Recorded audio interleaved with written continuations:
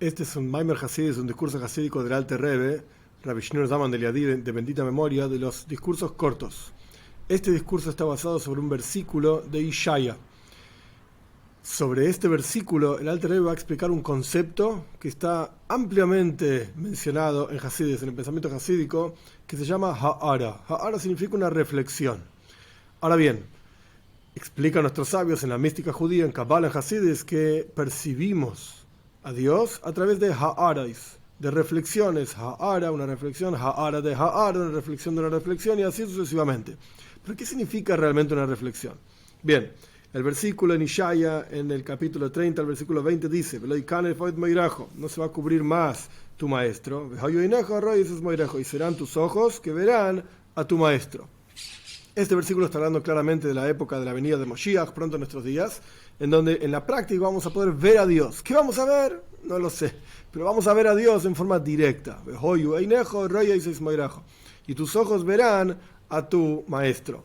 Entre paréntesis, no tiene que ver con el discurso, pero de este versículo el Talmud extrae que es algo positivo observar al maestro. Cuando uno tiene presente el rostro literalmente del maestro, como está escrito, Moirejo es tu maestro, Moré es maestro, Morá es maestra, a pesar de que el versículo está hablando del futuro por venir, con la venida de Moshiach, etcétera, la revelación de la presencia de Dios, pero nuestros sabios indican que esto también está hablando de hoy en día. Es apropiado tener presente la imagen del maestro de uno. Por eso hay tantos cuadros y dibujos y fotos, etcétera, de Rebbein, de Tzadikim, porque es algo bueno y santo, es puro para los ojos y para la mente, para el corazón, etcétera, tener presente la imagen del maestro de uno. Cerramos paréntesis.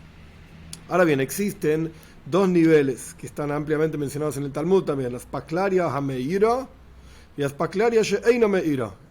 ¿Qué significa esto en español? Las Paklaria es una cosa que no tiene una traducción directa, es una especie de vidrio. Un vidrio luminoso y un vidrio que no ilumina. ¿Qué significa esto? Es como si fuese un vidrio de una ventana que es transparente y uno puede ver del otro lado, o un vidrio de un espejo que tiene una capa el Alter Rebbe dice, estamos hablando del año 1790, 1800, etcétera, el Alter Rebbe dice que tiene una capa de plomo atrás, una capa de plata también. El Alter Rebbe menciona plomo. Es la misma cuestión, que hace que vuelva la luz, vuelva la imagen, y obviamente uno se ve en el espejo.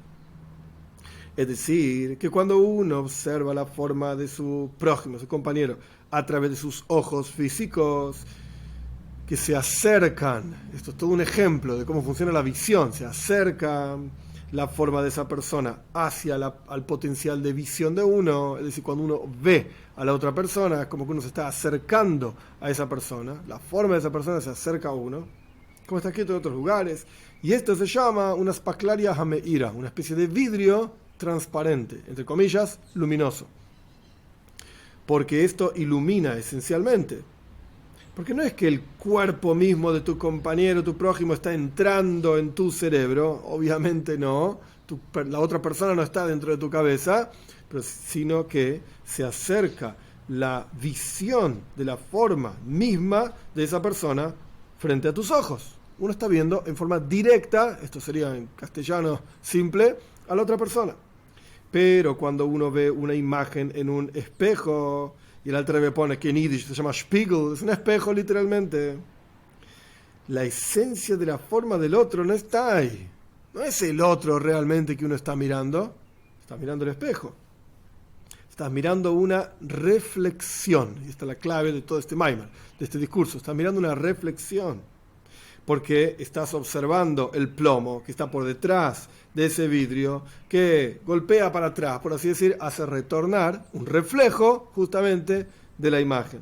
Y por lo tanto se llama Spaklaria She'eina Meira, un vidrio que no ilumina, o sea, no es transparente, sino que es una ha'ara, una reflexión, de ha'ara, de reflexión, como fue explicado, suficiente para quien entiende. Es decir, está la persona propiamente dicha, y la reflexión, la imagen que la persona proyecta. Esa imagen que la persona proyecta llega a quienes lo observan en forma directa.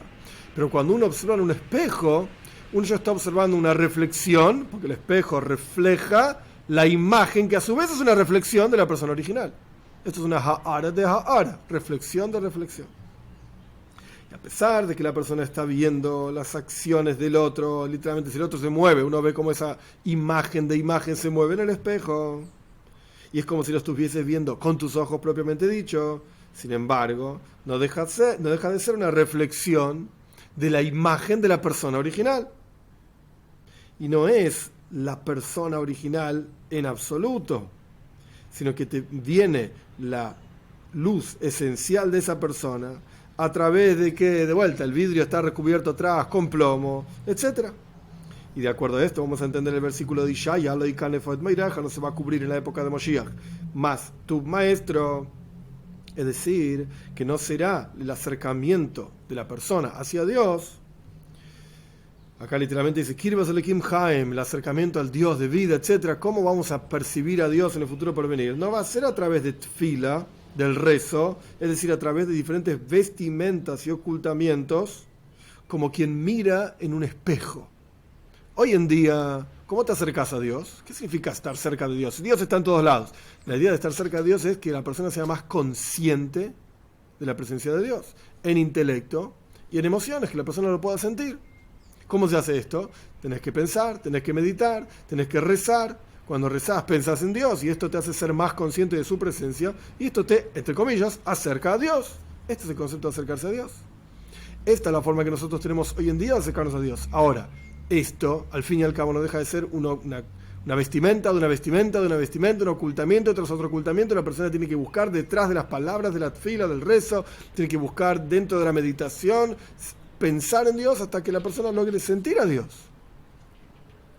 Esto es a través de ejemplos y cosas que acercan al intelecto humano para que el intelecto humano pueda entender la presencia de Dios, la grandeza de Dios, el creador. Cuando hablamos de creador, es una cualidad divina.